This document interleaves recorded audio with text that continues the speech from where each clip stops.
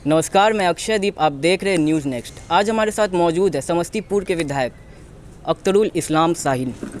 सबसे पहले तो सर, आज लालू यादव जी का 73वां जन्मदिन था और इस जन्मदिन पर सबसे पहले विपक्ष के सत्ता पक्ष के तरफ से एक पोस्टर जारी किया गया। इस पर आप क्या कहेंगे?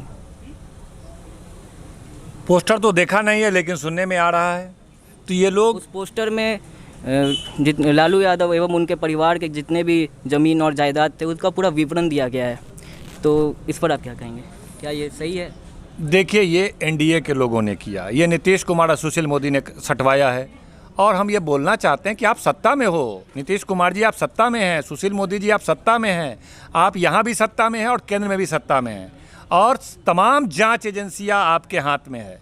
आप उसका सदुपयोग करो या दुरुपयोग करो, दोनों आप करते हैं, ज़्यादातर दुरुपयोग ही करते हैं। तो वही दुरुपयोग करके आप जिस तरह फंसाना चाहते हैं आप फंसा दो ना, जेल में भेजना चाहते हैं जेल में भेज दो ना, सारी जांच तो आपके पास है। उसका मतलब है कि आपके लाख दुरुपयोग के बावजूद तेजस्वी यादव के खिलाफ कोई साक्ष्य नहीं मिल रहा है, तो आपको लगा जा इतना मैंने प्रयास किया, इतना जांच एजेंसियों का दुरुपयोग किया, लेकिन ये लोग तो बदनाम हो नहीं पा रहे हैं, ये लोग तो फंस नहीं पा रहे हैं, तो चलो पोस्टर के ज़रिए बदनाम करो। ये घृणित मानसिकता है। आप सत्ता में बैठे लोग हो, तमाम जांच एजेंसी आपके पास है, आपका यह काम नहीं है कि आप पोस्टरबाजी करो। पोस्टरबाजी हम लोग को करना चाहिए कि आप 45 घोटाले में आपके 15 साल के शासनकाल में हुआ, आपके राज में सृजन घोटाला से लेके हर डिपार्टमेंट में बड़े बड़े घोटाले उजागर हुए, जो तमाम तरह के विभाग की रिपोर्ट है। आप उस डर से सत्ता परिवर्तन करते हो, फिर भी हम उस तरह का राजनीति नहीं करते हैं, पोस्टर नहीं लगाते हैं। इस तरह घृणित राजनीति तेजस्वी यादव की लोकप्रियता से जिस तरह से बढ़ रहा है, लोगों में, युवाओं में, गरीबों में,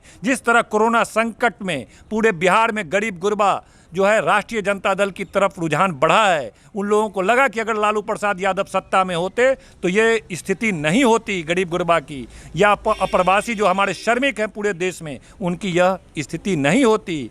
जिस तरह से त्राहिमाम नरकीय जीवन जीने पर विवश होना पड़ा और पैदल आना पड़ा लाखों लाख लोगों को, अगर लालू प्रसाद जी सत्ता में होते तो ये दुर्दिन से नहीं गुजरना पड़ता। यह बिहार की जनता जान गई है। पोस्टर में एक नाम भी काफ़ी सामने आ रहा है और जनता जानना चाह रही है, ये तरुण यादव कौन है? देखिए, नाम अक्सर किसी का एक दो नामों से पुकारा जाता है। आप किसी से पूछ लीजिए बिहार में पलटू राम कौन है, तो लोग बता देगा कि पलटू राम किसी एक व्यक्ति का नाम है जो किसी सम्मानित पद पर है। तो उसी तरह तरुण तो तेजस्वी जी का नाम है, सब लोग जानते हैं, हम लोग सारे लोग जानते हैं कि तरुण नाम है, तो उससे हर आदमी का नाम होता है। तो किसी ने बचपन के नाम को इस तरह से राजनीतिक दाव पे से क्यों इस्तेमाल किया जा रहा है? समझिए, ये समझिए, आपका पूरा नाम कुछ हो सकता है, मेरा भी पूरा नाम कुछ है, पुकारने का नाम कुछ है।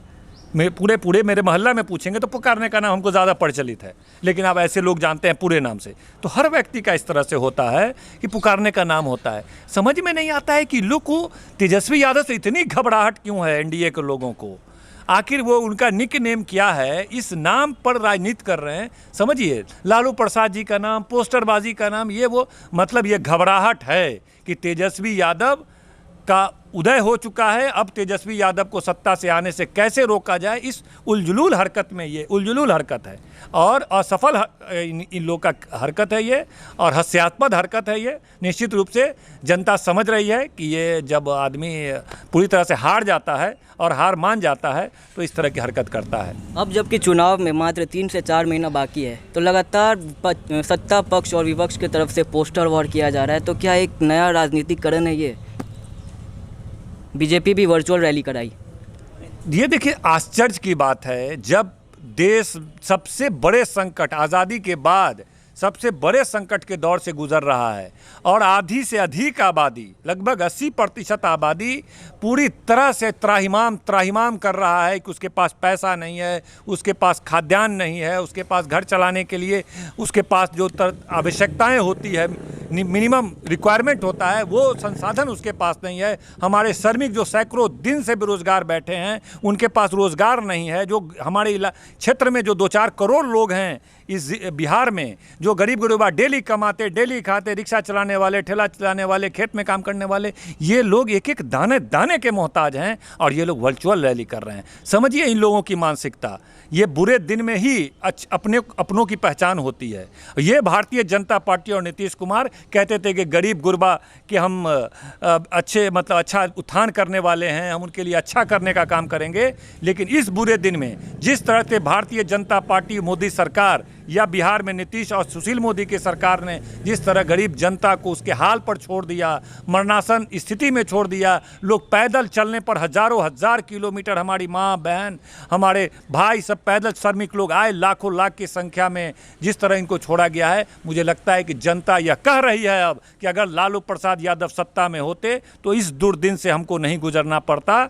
और आज नीतीश कुमार जी हैं या सुशील मोदी हैं या नरेंद्र मोदी हैं, जिन लोगों ने उद्योगपतियों का साथ दिया, पैसे वाले लोगों के लिए स्पेशल ट्रेन लगाया, मास्क दिया, खाना दिया होटल 5 स्टार होटल का, और गरीब गुरबा के लिए साधारण ट्रेन की भी व्यवस्था नहीं किया, लोग को पैदल आने पर मजबूर होना पड़ा। जनता जवाब देगी और निश्चित रूप से जवाब देगी। और ये लोग राजनीति करें, नीतीश कुमार जी अपना वर्चुअल रैली करें, अमित शाह जी ये मीटिंग करें, लेकिन राष्ट्रीय जनता दल अभी किसी भी पॉलिटिकल मूड में नहीं है। राष्ट्रीय जनता दल ने संकल्प लिया था किसी को भूखा नहीं रहने देंगे। तमाम राजद के कार्यकर्ता हर जिला, हर प्रखंड में गरीबों को अनाज बांटने में लगे हुए थे, मदद करने में लगे हुए थे। और प्रवासी लोग जो बाहर फंसे हुए थे उसको 200, 500, 1000 रुपया दे के जिलाने में लगे हुए थे। आज जो लोग प्रवासी आए हैं उनको मदद करने में लगे हुए हैं।